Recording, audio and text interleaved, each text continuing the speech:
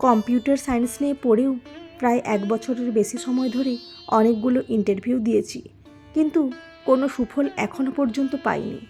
যেদিন যেদিন ইন্টারভিউ থাকতো সেদিন সকালে মায়ের হাতের সযত্নে বানানো গরম গরম টিফিন খেয়ে দুপুরের লাঞ্চের বক্সটা গুছিয়ে বেরিয়ে পড়তাম। মা দরজার সামনে হাসি হাসি মুখে দাঁড়িয়ে থেকে দুগ্গা দুগ্গা বলতেন। সন্ধ্যের পর বাড়ি ফিরলে বাবা পাশে বসে সান্ত্বনা দিয়ে বলতেন, চেষ্টা করে যা, ঠিক হবে। মা বলতেন, তুই হাত পা ধুয়ে এসে বস, আমি চা নিয়ে আসছি। আজ মাস তিনেক হলো বাড়ির পরিবেশটা কেমন যেন পাল্টে গেছে। সোম থেকে শনি সকাল 6:30টার মধ্যে বেরিয়ে 4টে টিউশনি পড়িয়ে বাড়ি ফিরতে ফিরতে প্রায় 11টা বেজে যায়। লক্ষ্য করে দেখেছি বাবা কেমন যেন আমাকে এড়িয়ে চলা শুরু করেছেন। পাশে এসে বসেন না, কোনো কথাও বলেন না। আমি বসতে গেলে কোনো না কোনো অছিলায় উঠে চলে যায়। মাও সেই আগের মতন চায়ের কাপ নিয়ে এগিয়ে আসে না, উল্টে বলেন, শুধু টিউশনি পড়ালে হবে? এতে কোনো ভবিষ্যৎ আছে? যে ছেলের একটা চাকরি জোগাড় করার মতন ক্ষমতা নেই, সেই ছেলেকে লেখাপড়া শিখিয়ে কী লাভ হলো আমাদের? আজ তোর বাবার চাকরি নেই, পেনশনের ওই কটা টাকায় ওষুধপত্র কিনে সংসার চালানো দায়, সেখানে কি তোর কোনো কর্তব্য নেই? এই যে তুই এতদিন ধরে এতগুলো ইন্টারভিউ দিলি, ঠিক করে বলতো কেমন ইন্টারভিউ না জানি তুই দিয়েছিলিস যে একটাতেও ডাক পাসনি? আমরা আর তোর পিছনে ফাও পয়সা ব্যয় করতে পারবো না। আমি মায়ের মুখের দিকে কিছু সময় তাকিয়ে থেকে কোনো কথা না বলে 1 গ্লাস জল খেয়ে লাইব্রেরিতে কাগজ পড়বার উদ্দেশ্যে বেরিয়ে পড়লাম। ক্লাস 10-এ যখন পড়তাম তখন আমাদের পাড়া থেকে একটু দূরে থাকতো 7-এ পড়া মৌসুমি। তাকে আমার ভালো লাগতো, তবে তখন ঠিক প্রেম ছিল না। যেতে আসতে দেখা হলে একটু চোরা হাসি অথবা চঞ্চল চাউনিতে চোখাচোখি হতো। আমার কেমন যেন বেশ ভালো লাগতো। যেদিন চোখাচোখি হতো না সেদিন কোনো কিছু ভালো লাগতো না।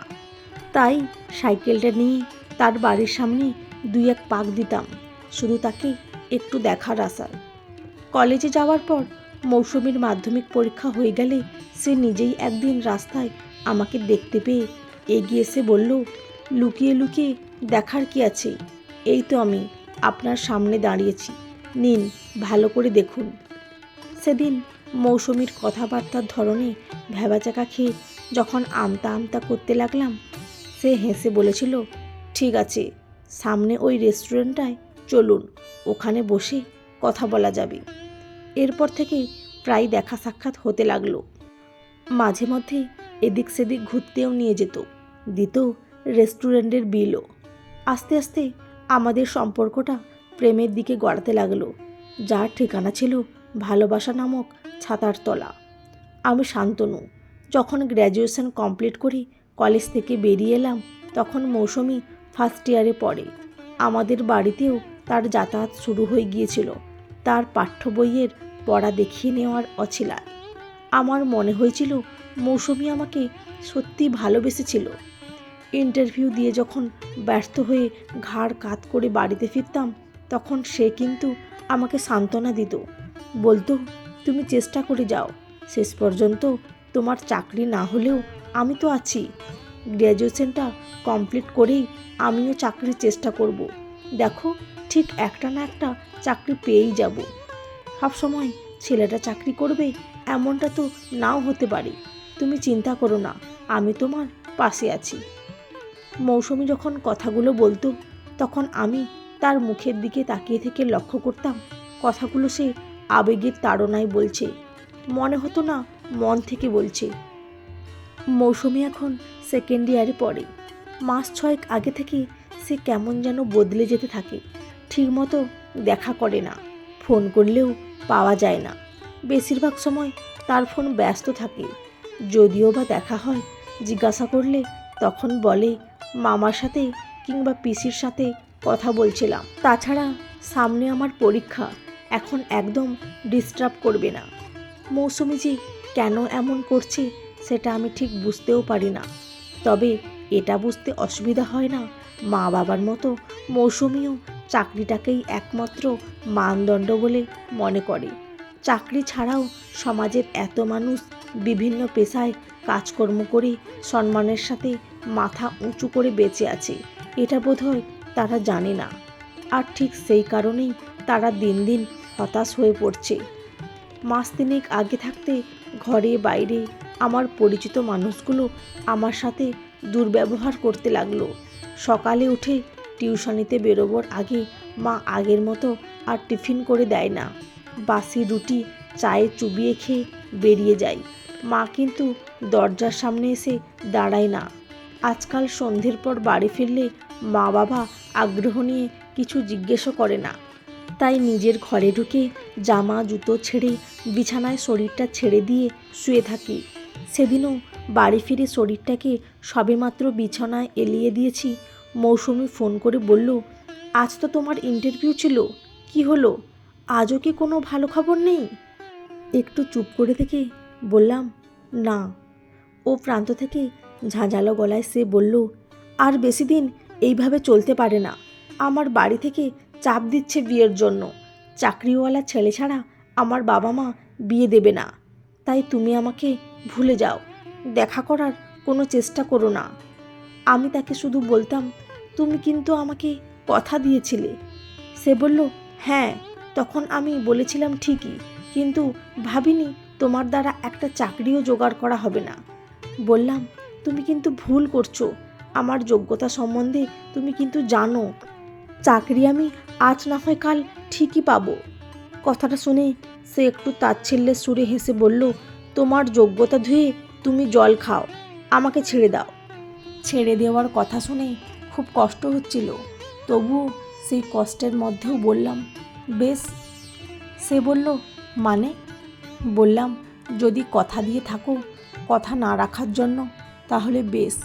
আর যদি প্রতিজ্ঞা করো প্রতিজ্ঞা ভাঙার জন্য, তাহলেও বেশ। সে বোধহয় কথার মানেটা না বুঝেই বলল, তুমি যা ইচ্ছা মনে করতে পারো, তাতে আমার কিচ্ছু আসে যায় না। আমি তোমার সাথে আর কোনো সম্পর্ক রাখতে চাই না, ব্যাস। বলে ফোনটা কেটে দিল। ফোনটা রেখে ঘরের সিলিংয়ের দিকে তাকিয়ে ভাবতে লাগলাম, সম্পর্কগুলো এমনভাবেই সূক্ষ্ম সুতোর ওপর দাঁড়িয়ে থাকে, যেখানে সামান্য টান পড়লেই সেটা ছিঁড়ে যায়, বেরিয়ে পড়ে উলঙ্গ চেহারা। কেন জানি না, অনেকটা ব্যথার মধ্যেও আমার খুব হাসি পেল। ঠিক তখনই মা দরজার বাইরে দাঁড়িয়ে বললেন, টেবিলে খাবার ঢাকা দেওয়া আছে, খেয়ে আমাকে উদ্ধার করো। এরপর থেকে আমি আর মৌসুমীকে ফোন করিনি। কষ্ট হতো এই ভেবে, এতদিনের সম্পর্ক শুধু একটা চাকরির ওপর দাঁড়িয়েছিল, যার মধ্যে সত্যিকারের কোনো প্রেম ভালোবাসার ভীতি ছিল না। মনে মনে ভেবে নিলাম, মৌসুমীকে আমি আর ফোনই করব না, অপেক্ষা করব তার শেষ সিদ্ধান্তের। 15 দিন পর আজ একটা মাল্টি ন্যাশনাল কোম্পানির চাকরির ভাইভাতে বসবো বলে ব্যাগ কাঁধে স্টেশনে দাঁড়িয়ে আছি ট্রেনের অপেক্ষায়। ফোনটা বেজে উঠল। দেখলাম মৌসুমী ফোন করছে। একটু ইতস্তত হয়ে ফোনটা ধরে বললাম, বলো। সে বলল, আমার বিয়ে ঠিক হয়ে গেছে, তাই আমি চাই না তুমি আমার সাথে আর কোনো যোগাযোগ করো।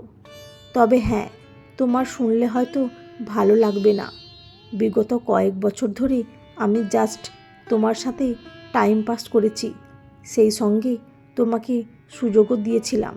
যদি চাকরি জোগাড় করতে পারতে তাহলে আমি বিয়েও করতাম। সেটা যখন তুমি আজ পর্যন্ত করতে পারোনি, আমাকে পাওয়ার আশাটা তোমার মাথা থেকে সরিয়ে ফেলাই ভালো। তোমার শুনলে হয়তো হিংসা হবে, যার সাথে আমার বিয়ে হচ্ছে সে ওয়েস্ট বেঙ্গল স্টেট ইলেকট্রিসিটি বোর্ডের একজন অ্যাসিস্ট্যান্ট ইঞ্জিনিয়ার। তাহলে বুঝতে পারছো তুমি আমার কোনো দিক দিয়েই যোগ্য নয়। এই পর্যন্ত বলে সে চুপ করে গেল। একটু হেসে বললাম, বাহ, খুব ভালো, তুমি ভালো থেকো, এখন ছাড়ছি, আমার ট্রেন ঢুকছে বলে ফোনটা কেটে দিলাম। চোখটা কেমন যেন খচখচ করছে। ফোনটা পকেটে রেখে রুমালটা বার করে চোখটা মুছে ট্রেনে উঠে ভাবতে লাগলাম, প্রত্যাশা নির্ভর সম্পর্ক না থাকাই ভালো। অতিরিক্ত প্রত্যাশা কোনো সম্পর্ককে টিকিয়ে রাখতে পারে না। তাই এই বোধহয় ভালো হলো চেহারাটা সামনে এলো। অতিরিক্ত মানসিক চাপের মধ্যেও আজকের ইন্টারভিউটা খুব ভালো হয়েছিল। শেষে যখন উঠতে যাব তখন এই প্রথম আমাকে জিজ্ঞাসা করা হলো, আমাদের শিলিগুড়ির অফিসে আপনাকে পাঠালে আপনি যাবেন? মাথা নেড়ে বলেছিলাম, অবশ্যই স্যার, চাকরির স্বার্থে যেখানেই বলবেন সেখানেই যাব। 4 দিন পর মোবাইলে একটা মেসেজ এলো, 24 ঘন্টার মধ্যে কলকাতার অফিসে অরিজিনাল কাগজপত্র নিয়ে দেখা করুন। অনেক দিন পর একটা ভালো সংবাদ পাওয়া সত্ত্বেও কেন জানি মনটা আমার ভালো ছিল না। ছাত্রদের বাড়িতে গিয়ে চাকরির সংবাদ দিতেই তারা মিষ্টিমুখ করিয়ে মাসের টিউশনির টাকাটা দিতে চেয়েছিল। টাকাটা না নিয়ে বলেছি, মাসের 7 দিন তো মাত্র পড়িয়েছি, টাকাগুলো নিতে পারবো না বলে সেখান থেকে হাঁটতে হাঁটতে নদীর ধারে এসে দাঁড়ালাম। কিছু সময় আগে সূর্য অস্ত গেছে। পশ্চিম আকাশটা তখনও হালকা গোলাপি আভাতে ছেয়ে রয়েছে। সেদিকে তাকিয়ে থেকে মনে হলো আমি বড় একা। পরদিন কলকাতার অফিসে অরিজিনাল সমস্ত কাগজপত্র নিয়ে গিয়ে দেখি 2 ঘন্টার মতন অপেক্ষা করে শিলিগুড়ি অফিসের জয়েনিং লেটারটা নিয়ে বাড়িতে ফিরে এলাম। জয়েনিং লেটারে বলা ছিল 4 দিনের মধ্যে শিলিগুড়ি অফিসে গিয়ে জয়েন করতে হবে। বাড়িতে ফিরে আজ মায়ের ঘরের সামনে দাঁড়িয়ে মাকে যখন ডাকলাম, মা ঘরের মধ্য থেকে একটু জোরেই বললেন, অত ডাকাডাকির কী আছে, আমি এখন চা করতে পারবো না। কয়েক সেকেন্ড চুপ করে থেকে দরজার বাইরে থেকে বললাম, আমি চায়ের কথা বলতে আসিনি, আমি বলতে এসেছি আমার একটা চাকরি হয়েছে, কালই আমাকে সেখানে চলে যেতে হবে। আমার চাকরির কথা শুনে মা তাড়াতাড়ি দরজার সামনে এসে অবাক হয়ে আমার মুখের দিকে তাকিয়ে বললেন, এত বড় খবরটা তুই শুকনো মুখে কেন বলছিস? এ তো খুব আনন্দের খবর। বললাম, আজ আর আমার কোনো আনন্দ নেই মা। মা বললেন, কেন, কি হয়েছে? বললাম, কিছু হয়নি, তবে যখন চাকরি ছিল না তখন মুখোশ পরা চেহারাগুলো আমি দেখে ফেলেছি।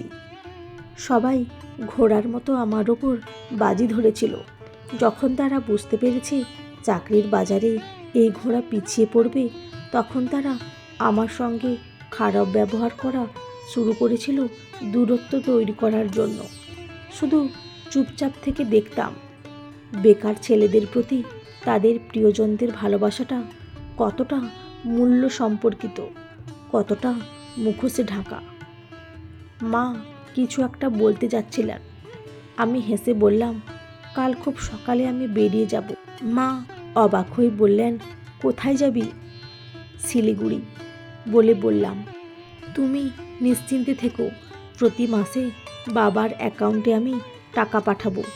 বলে আর কথা না বাড়িয়ে নিজের ঘরে ঢুকে দরজাটা বন্ধ করে ব্যাগ গোছাতে লাগলাম। বন্ধুরা, কেমন লাগলো আজকের এই বাস্তব মিশ্রিত গল্পটি? আশা করি আপনাদের ভালো লেগেছে। যদি ভালো লেগে থাকে একটা লাইক দিয়ে চ্যানেলটি সাবস্ক্রাইব করে পাশে থাকবেন। অসংখ্য ধন্যবাদ।